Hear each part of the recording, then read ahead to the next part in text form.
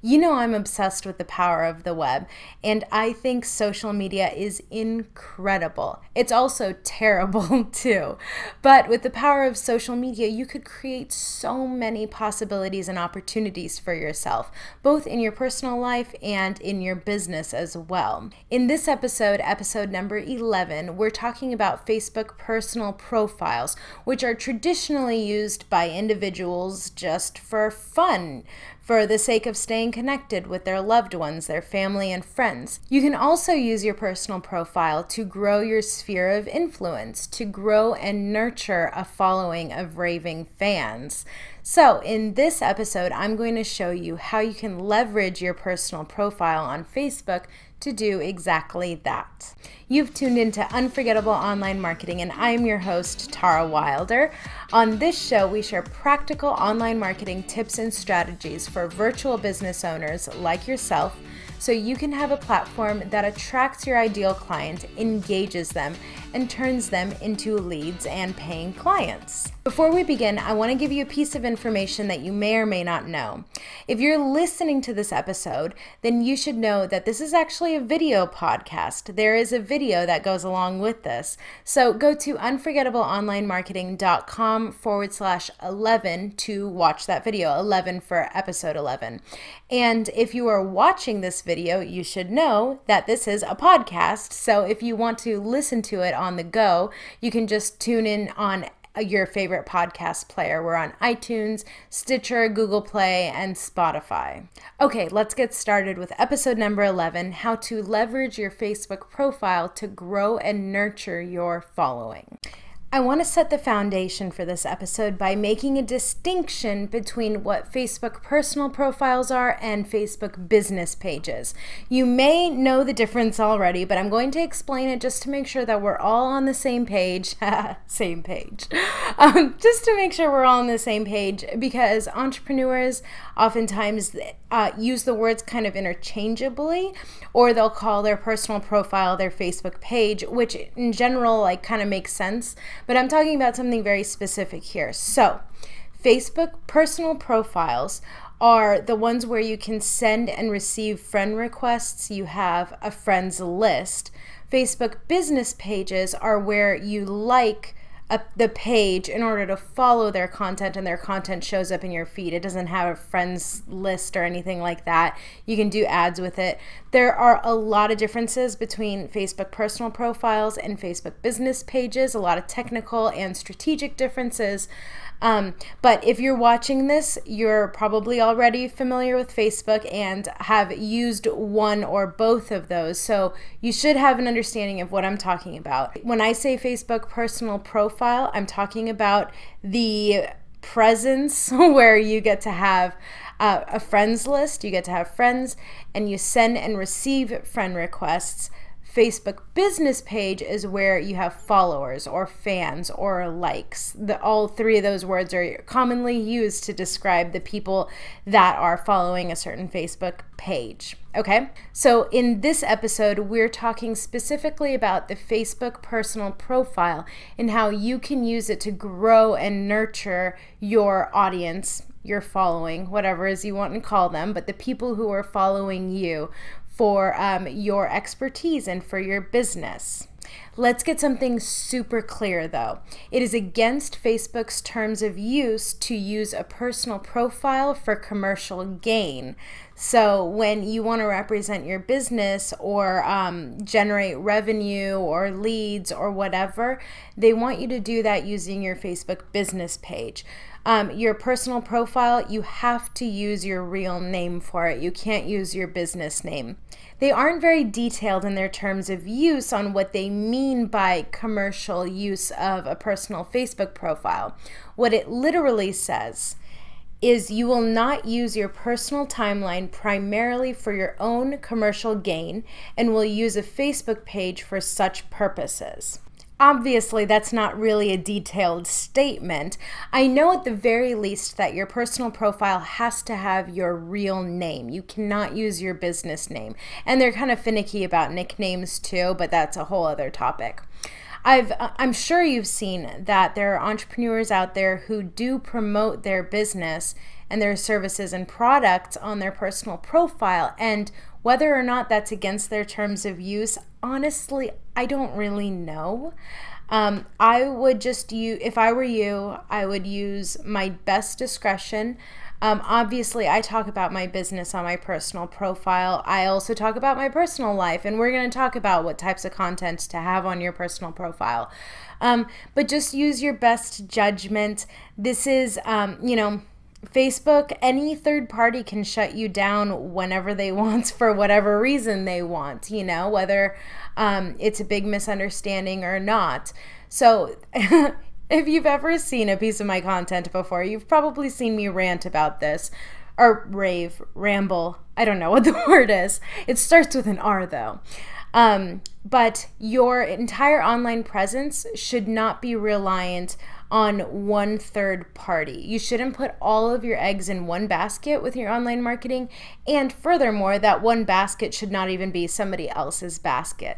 So yes, use social media, but also make sure that you have your presence elsewhere, that you also have access to your followers and subscribers, your fans, your audience members, off of the social media pages as well, because if you conduct all of your business on Facebook and then they choose to shut down your page, then suddenly you've lost your entire online presence.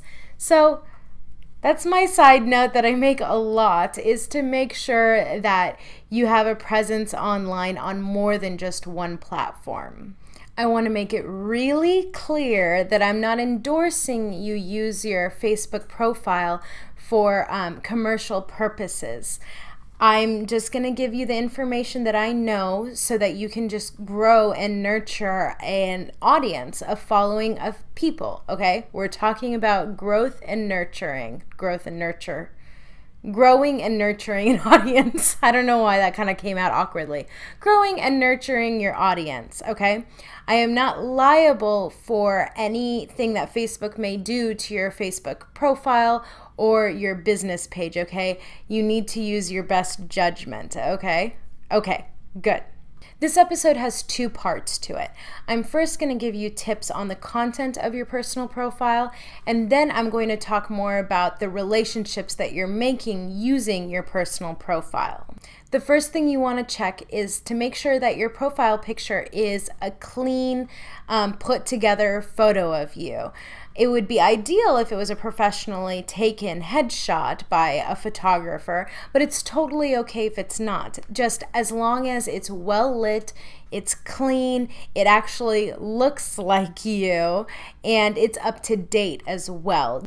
Then do an audit of all of the information that you have in your About section. So I'm talking about both the intro section of your personal profile. If you're on desktop, it's the left-hand side of your profile where it has maybe a bio. It may have your job title, where you live, your URLs. It could have a bunch of different pieces of information, and it depends on what you've enabled. So that's the intro section. And then if you click About underneath your name, then you'll go and see even more pieces of information in there. So do an audit of your entire profile, check and see what information you want to keep up there, what you don't, and check the privacy settings for all of it as well. Let's talk about the intro section. This is where people are going to get a quick snapshot into who you are, and you want to make sure this information is public. So when somebody's looking you up on Facebook and they're not friends with you, they're able to see this information, learn more about you, see if it's if you're the person that they're looking for, or if you are somebody that they want to connect with. I'm going to give you my recommendation on what should be in your intro, and I mean, there are no hard or fast rules. This is all up to you, what you want to have there, but this is what I recommend at the very least. At the very least, have an intro at the top, which is a very short statement that you can use to describe yourself, basically. So say something descriptive there. I saw somebody, for example, a realtor who had her realtor license number. I think that's what it's called, her agent number there. that doesn't say very much. So if I'm somebody who is an ideal client of hers or an ideal referral source, and I go and I see her, I look at the intro and it doesn't say anything there. I mean, yeah, it's her number. Sure, that's cool. And like, if I'm looking to like look her up, of course that's helpful, but it doesn't tell me anything about her. It doesn't draw me in. She's just another realtor, right? So use that space wisely. Use it to describe yourself and your business as well, or your area of expertise. Because if you're watching this episode, then that means you're interested in using your personal profile for building your audience that you can utilize to grow your business as well, right? So this is not about just friends and family. You want to make sure that you're showcasing what your area of expertise is as well. Currently, what mine says is online marketing strategist. I'm the type of person who talks about Google at parties. Now, that's short and sweet. It's probably not the best. It could probably be better, but it follows the guidelines that I think that you should have. So it describes what I do. I'm an online marketing strategist, and then it makes a statement that expresses my passion for the internet and for Google, because I talk about Google at parties, right? And it also showcases my personality. It's a little cheeky, it's a little goofy. That's the type of person that I am. So if you read that and you're interested, and you're like, oh, that's funny. It's okay if you don't find it funny, but maybe you think, oh, that's funny or amusing. I want to be friends with her. Then you'll want to send me a friend request, right? Actually, recently somebody added me on Facebook and said, hey, I like to talk about Google at parties too. It was so funny because I've had that line in my bios here and there for years, and this is the first time anybody's actually mentioned it in conversation with me, it was so funny. It was just recently, which is funny to me. Anyway, the next thing I think you should have is your website URL. And if you have other active social media channels, you should also include those too. You don't have to do this next one, but I think it's really helpful. You should have your address, or not address, sorry, not your address, the city you live in there as well, because people oftentimes want to connect with other people who are in their local area. If you're doing any sort of networking, this will also help connect you with people too. They'll see, oh, you live in the same city as I do. We probably run in the same circles. Look, we have some mutual friends. I want to reach out and I want to connect with you. So have your city there. I understand that there may be some privacy concerns or whatnot. You know, do what you're comfortable with. Now, when I moved to Chattanooga, I live in Chattanooga now. The first 3 years I lived here, I actually didn't even live in Chattanooga. I lived in a small town near Chattanooga, but I didn't want to put the name of that small town down for two different reasons. One, it's super identifying because there are significantly less people who live there than in Chattanooga, a bigger city. And secondly, it's not as recognizable as Chattanooga is. So if somebody is in North Georgia, maybe, I mean, you don't really know the area, but they're close by and they've never heard of that small town, then they wouldn't know that I live near them and I'm in their community. But if it says Chattanooga, they'd be like, oh, Chattanooga, it's right there. So you can set the city and state that you live in to be anything. Like, there's no real way Facebook can verify that. I mean, I'm sure there are some ways with like privacy, whatever. Anyway, I'm sure there are some ways they can identify where you actually live. There's a lot of information that you can have in that intro section. Think about what would be relevant to your business or the brand that you're trying to establish.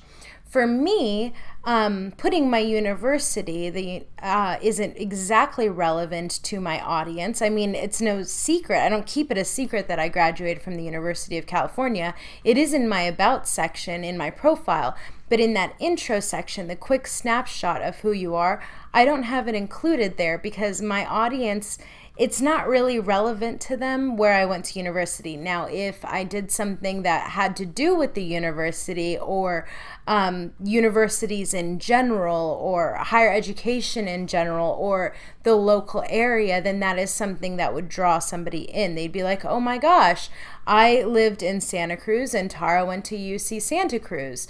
So it depends on your industry and the type of brand that you're trying to establish.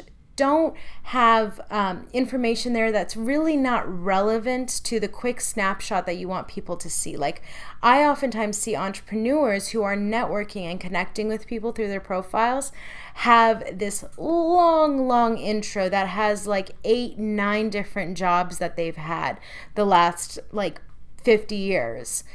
Not all of that information is relevant. You're trying to grow your business and your influence.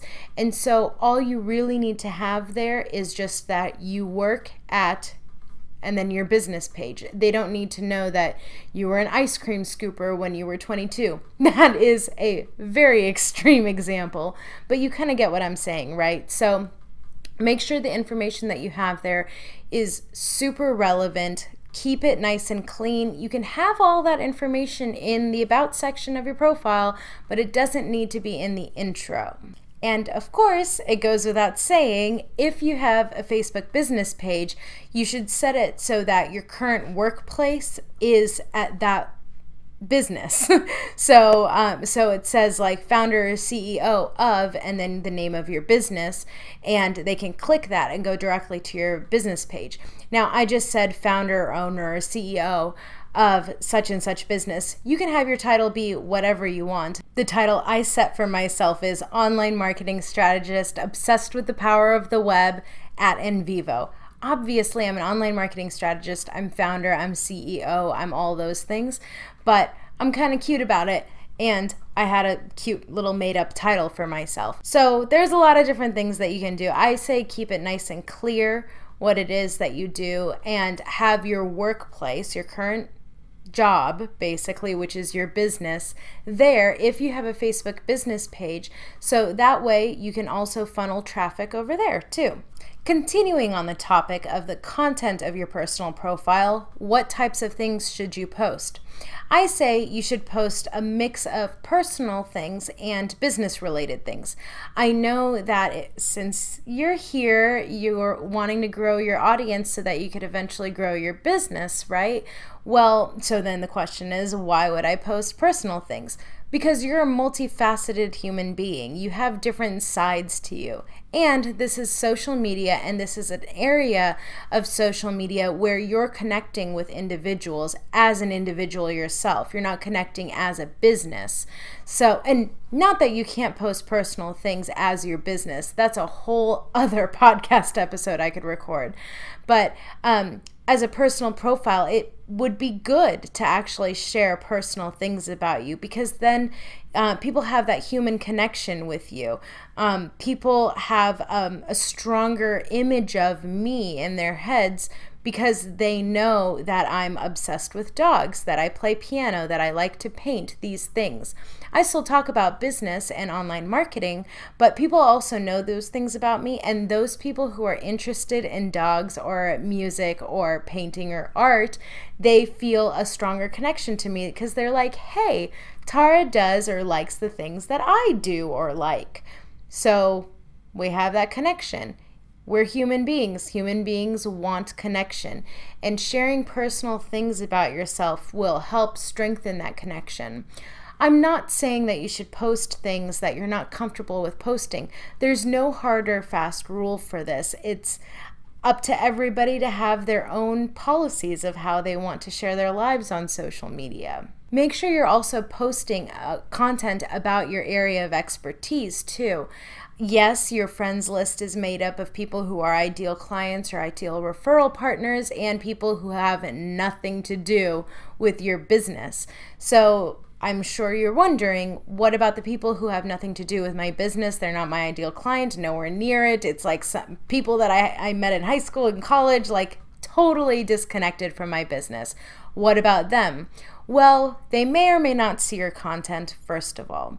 Second of all, they may still find it interesting. I post about business, and like my family who are not business owners and like friends from college will comment, and they're inspired in some way or interested in some way, amused in some way. So they can still find value in the business content that you're posting. also, while they may not be your ideal client, they are making this association with you that you are the expert in such and such. So that way in the future, if it's ever relevant to them, they think of you first. And or if they ever meet somebody who could benefit from your services, they think of you and they say, hey, I have to connect you with such and such person who I know is an expert in this.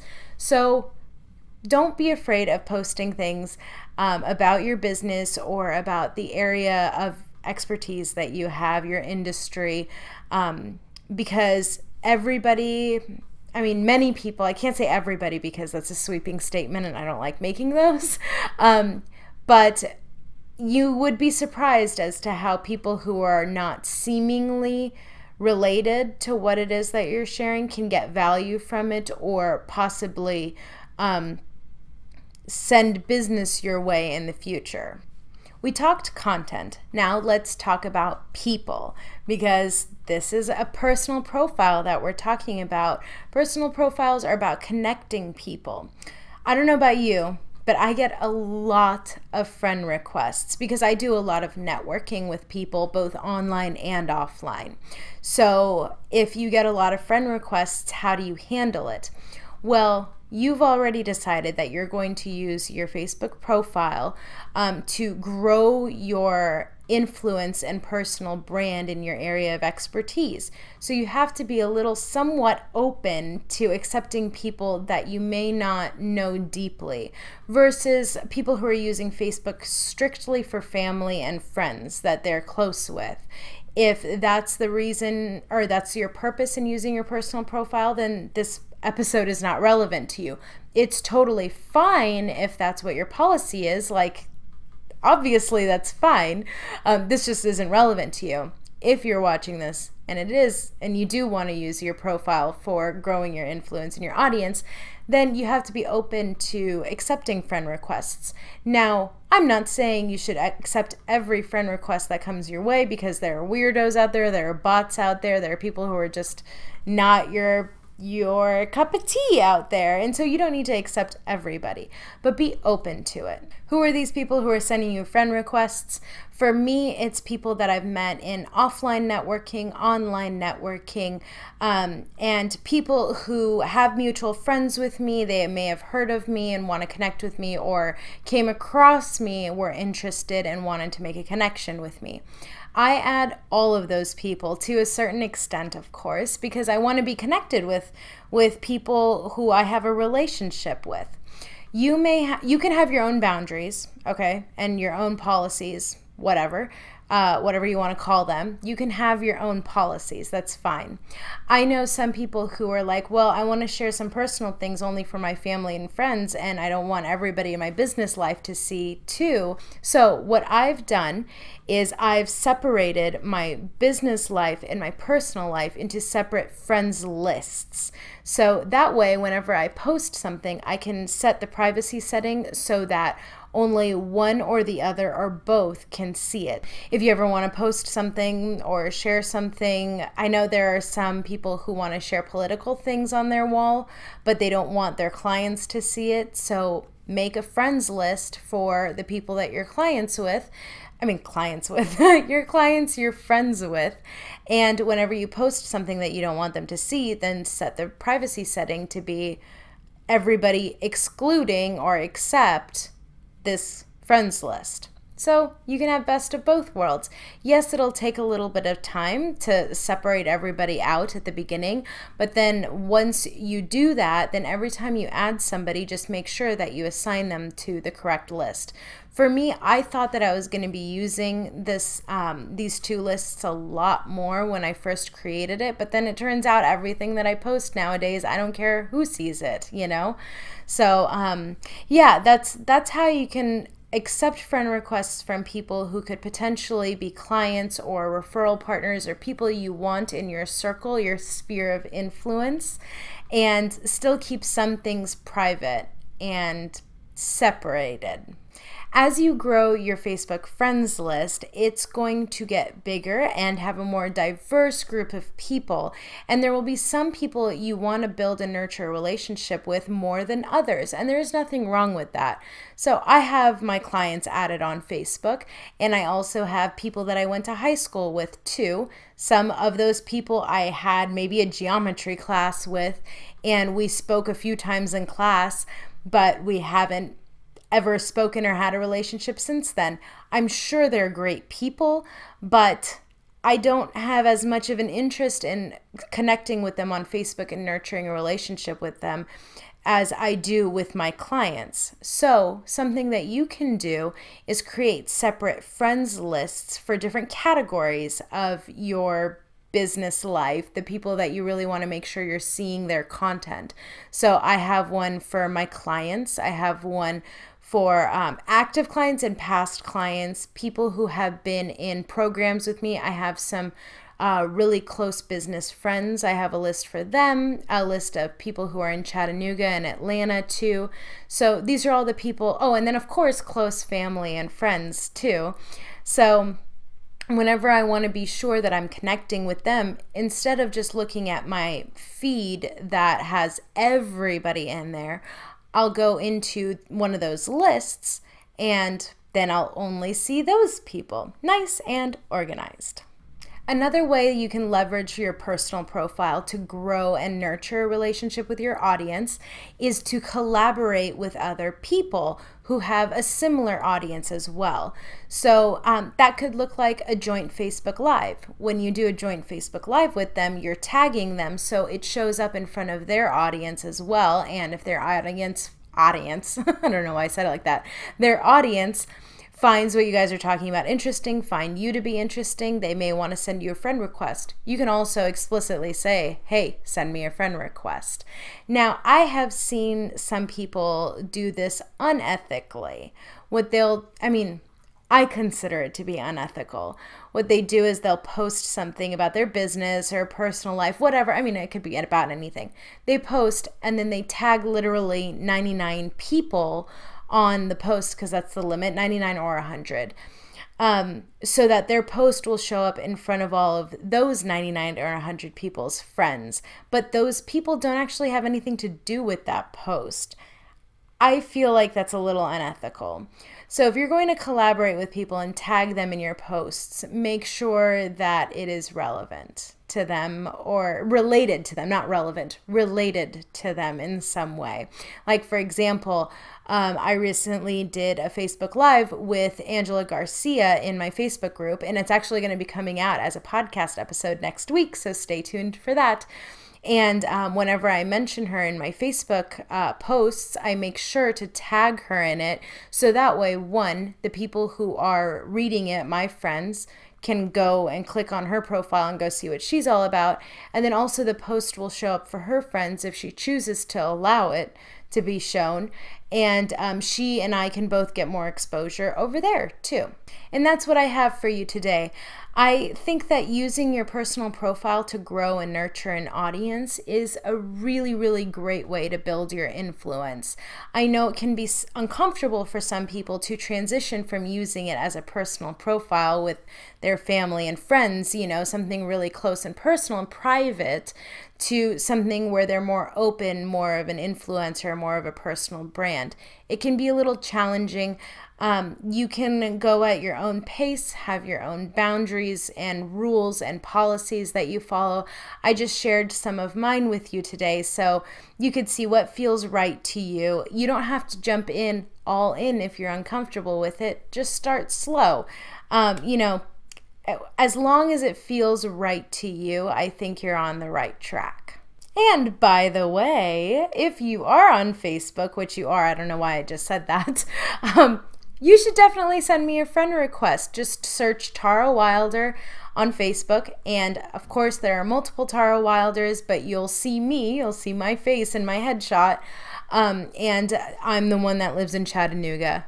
You'll see me, you'll recognize me. Just search Tara Wilder on Facebook and we'll become friends. Just make sure you send me a friend request that says, a message, sorry, a message that says, hey, I listened to Unforgettable Online Marketing and I watched episode number 11 about how to use your personal profile, and I wanted to connect with you here. I'm really excited about next week's episode, and I think you will be too. Episode 12 features Angela Garcia of Soul Cove Creative, and we talk about the differences between a forgettable brand and an unforgettable brand. It's something that I know all of you need to listen to. I'll see you there. Bye-bye.